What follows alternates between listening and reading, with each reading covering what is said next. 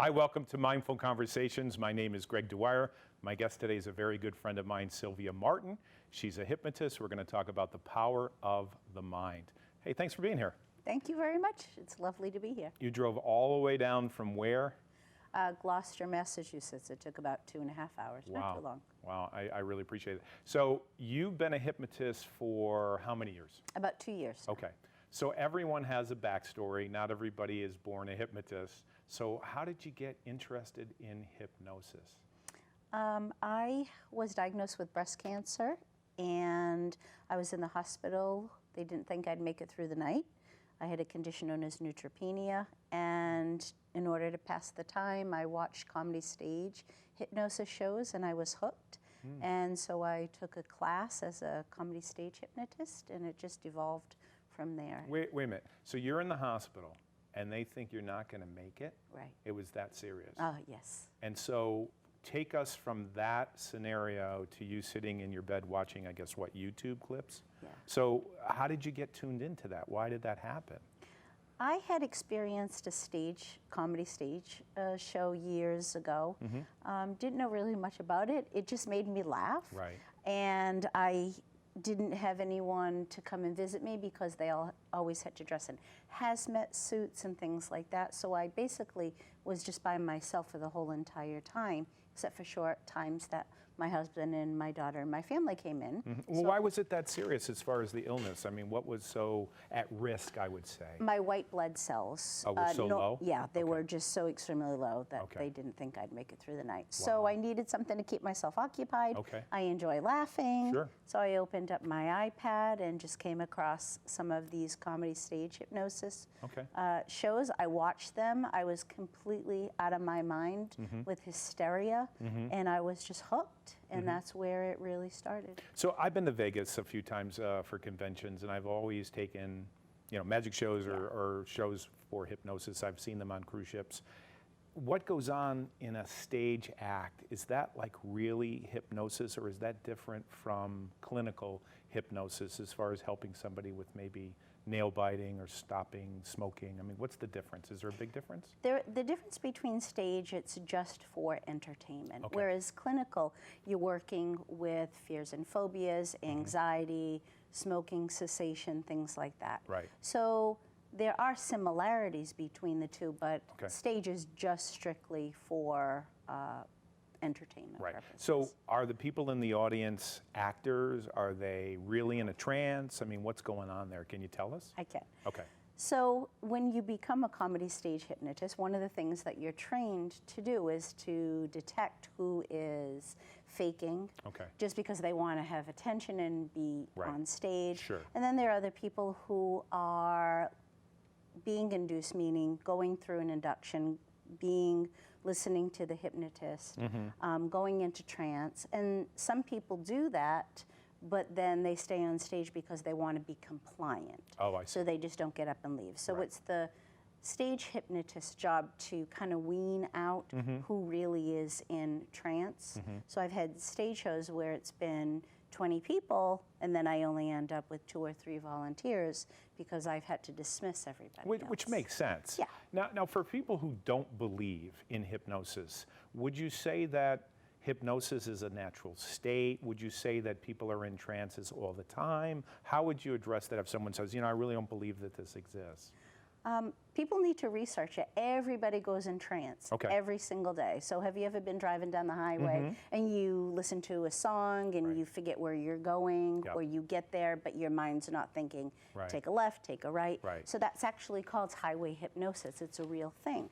So your physiology, your body is responding to something that you're not necessarily thinking about. So if you're watching a movie that's really scary and you scream, your mind can't tell the difference between what's real and what's not. Your physiology actually changes according to what's going on in your mind that it believes, because your perception's your reality. So no, everybody goes in trance in and every day.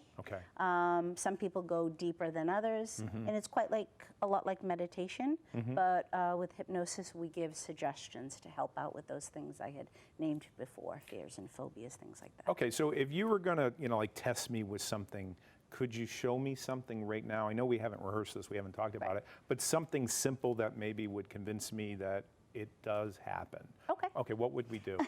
So we do something called circles and sixes. Okay. And it's just the power of suggestion. Okay. So what I want you to do is take your finger, no matter what hand you write with. Okay. And Oh, I write with this one. Okay, Okay, so in sure. a moment, but not yet, that's hypnosis language, you're going to write the number 6 in the air. Okay. But with your foot, that's parallel to that, you're going to draw a circle backwards. Backwards. Okay? So clockwise or counterclockwise? Counterclockwise. Okay, okay, gotcha. So the thing is that you're concentrating on writing the 6, Right. and then you try to concentrate to draw a backward circle, and you can't do it. So which one starts first, the You finger? do them at the same time. Oh, okay. So I'm going to do a 6 here, and then the counterclockwise with the foot. All On right. the foot at the same time. Okay. When do I do it? Right now. All right. So, am I doing it?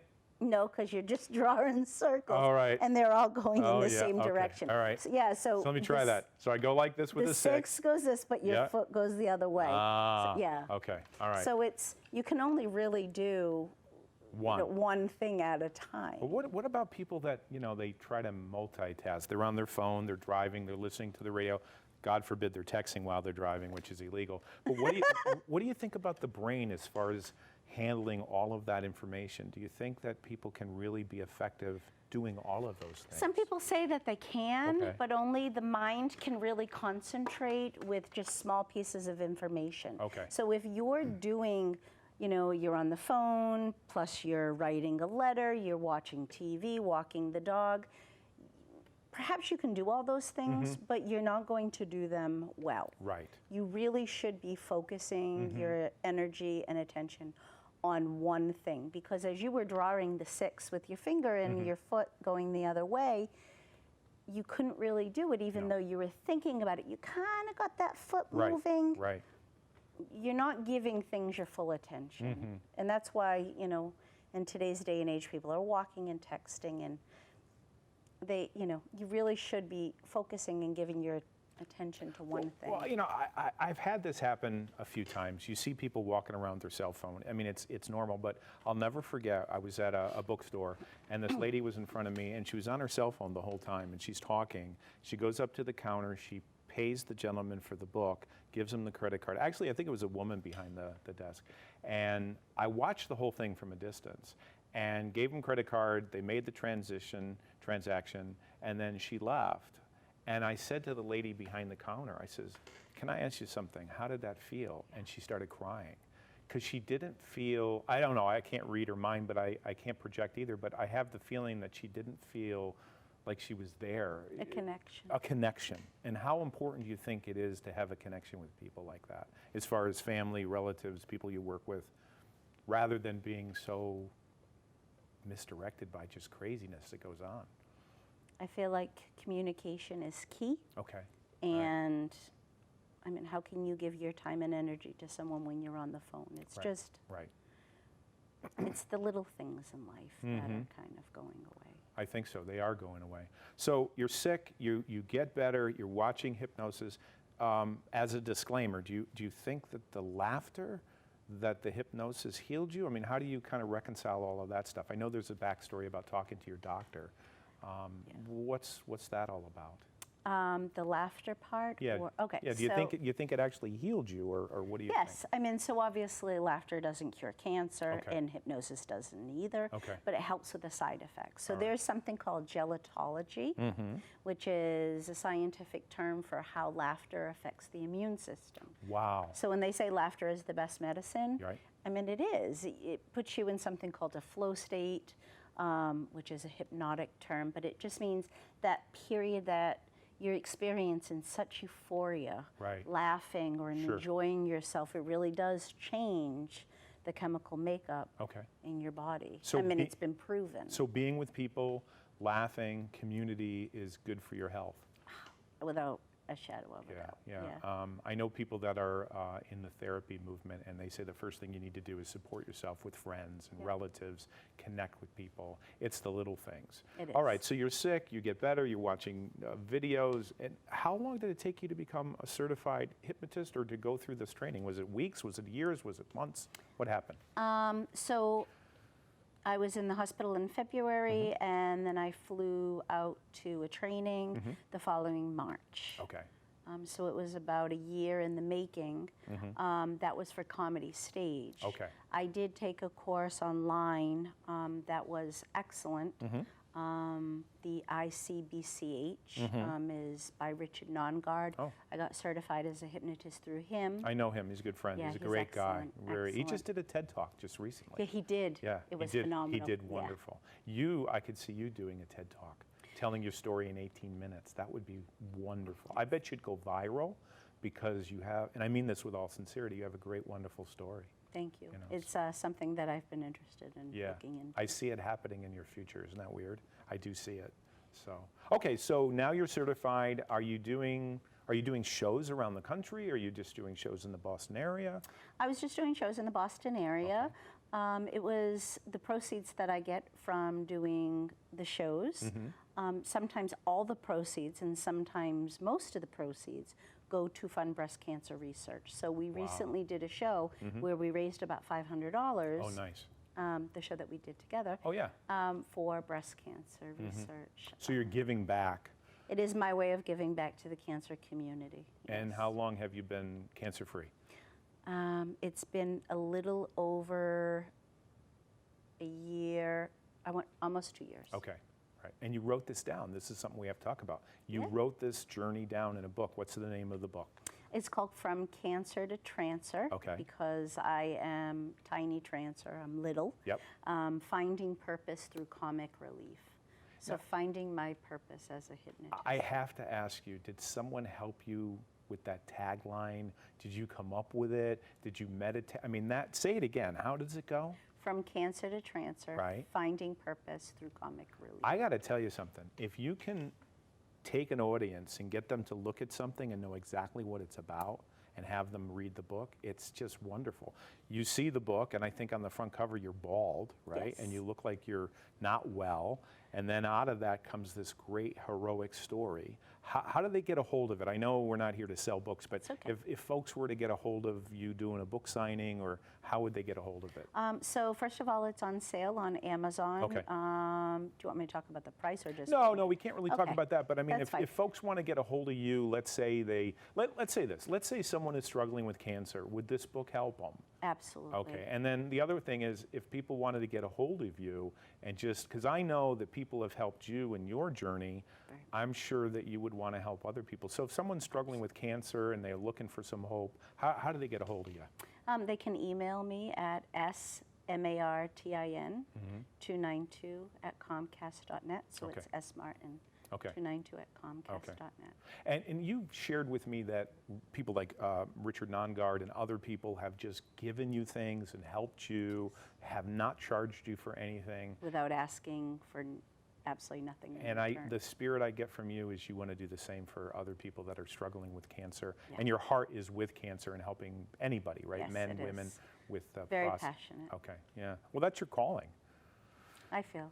Right. So what's the backstory? I mean, I know a little bit about it, but I'm sure people that are watching right now have never heard the story. But why do you think you struggled with the cancer? Why do you think you had issues physically? And I know you told me the story of grinding your teeth. Take us back to your early childhood and how that may have related to what you went through. Okay. So for those of you who are watching don't know, I was actually raped when I was 9 1/2. Multiple times by a neighbor. Okay. And you were 9. I was 9 1/2. Did you remember that, or was that out of your memory? I remembered a half a memory. Okay. What does that mean, a half a memory? I thought that something happened to me growing up as a child. I wasn't really sure what it was. I always thought it had something to do with sexual abuse. Okay. And I just remembered one specific memory that kind of came to me whenever I was feeling this feeling of guilt or shame. How old were you? Like 10, 11, when you started feeling these feelings of shame or guilt or knowing something was off? They started in my late teens. Okay. And so I had gone to see my doctor, who was also a hypnotist. Oh, he was, okay. Because I had been grinding my teeth for a really long period of time. And I couldn't understand why I was grinding my teeth. And at the time, I had no idea. So instead of using a mouth guard or taking medication, I was interested in hypnosis. Okay. So I went to my doctor and I asked, you know, if he could regress me and just figure out when I started grinding my teeth. So what is regression? It's when the hypnotist puts you under in trance and then brings you back in time, whether that's yesterday or a year.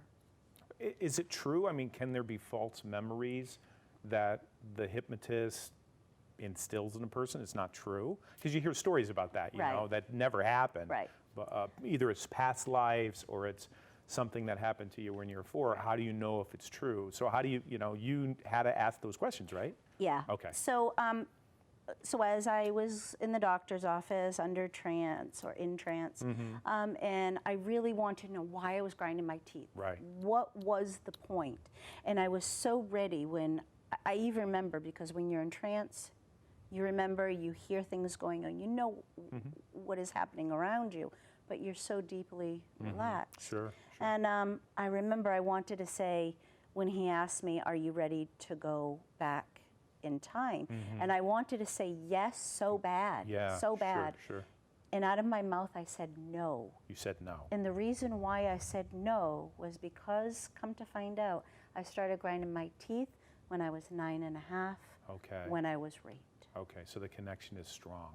So my mind was telling me, you're not ready right now. Okay. And it wasn't until years later that I was able to put everything together. Now, did you go back a week later, a month later? How much later did you go back and handle this with hypnosis? Not for about 20 years 20 forward. years. So you said no, and you let 20 years go by. Yes, yeah. So there was something in your subconscious that maybe was trying to protect you? You weren't ready. I wasn't ready. And then when the time was that I was feeling like I was ready, those feelings of shame and guilt, I had reoccurring dreams I named as third floor dreams. What does that mean?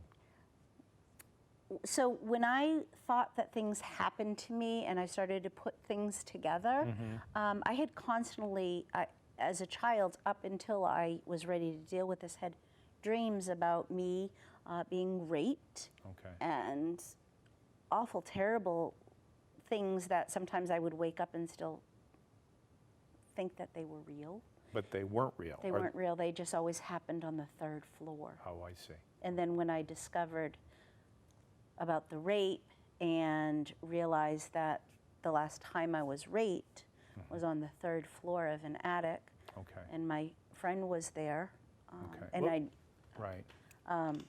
the dream stopped.